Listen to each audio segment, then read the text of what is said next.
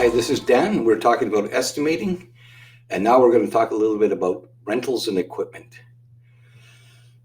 We have talked about doing clicking on page verification and filling in the information regarding your materials and your labor. And then we've clicked on the subtrades button and we've talked about entering your subtrades information. The next information is about those things that are not directly materials or labor and they're not directly subtrades. And there's 4 of them shown here.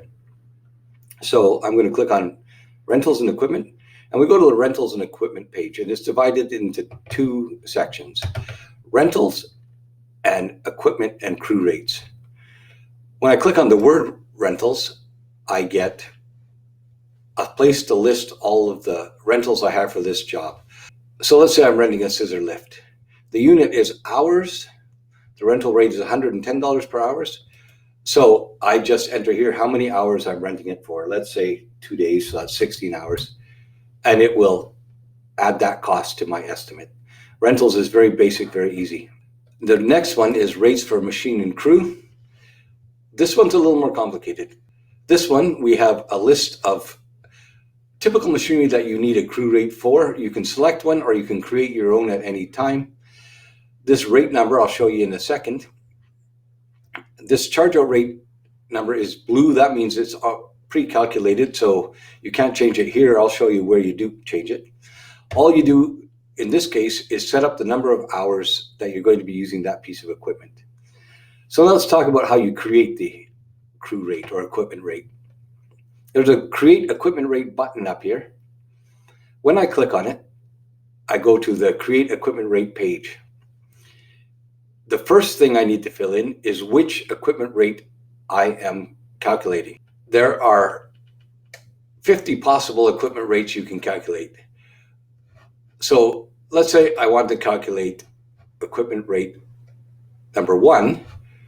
That's the trackle. You see, that's what these numbers represent. This is number 1 trackle. So number 1 is a trackle. If I wanted to create a new one, I can scroll down to an unused one, let's say number 17, and hit submit.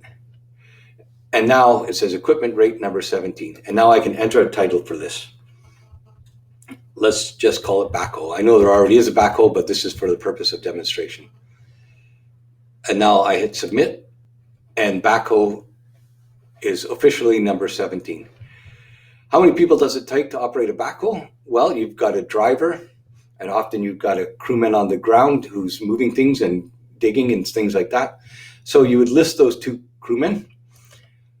You can call it by name, or you can just say driver, or operator is a more accurate term. And you would put his base rate, let's say he's paid $40 an hour, and his benefits, let's say it's 8%.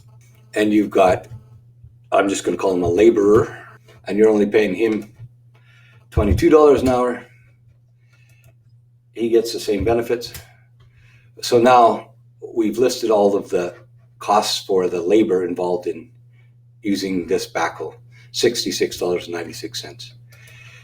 Now here we need to list the name of the backhoe. You could just type backhoe again if you wanted, or you can specifically identify which backhoe you're talking about, you know, by brand name or just some identifier for what this piece of equipment is more accurately than just saying backhoe. Now, the machine rental cost per hour, you might own this machine outright or you might not. You might be renting it or you might have it in your inventory of machinery. Either way, you put the rental cost. And if you own it outright, what rental cost do you put? The cost you would pay if you were renting it. You need to be entering that cost because eventually you're going to have to replace that machinery. And this number here is putting money towards that day that you're going to replace it. And if you didn't do that, what would happen? You would have no money to replace the machinery. It would come out of your profits. You enter the fuel cost per hour. You can calculate that based on past experience with that particular machine.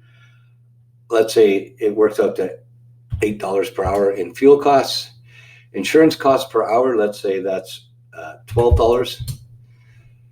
Okay, so we have a total equipment rate here of $256. When I go back and I click on an empty line, it's got a drop-down menu. If I scroll down to 17, it doesn't say 17, it says backhaul.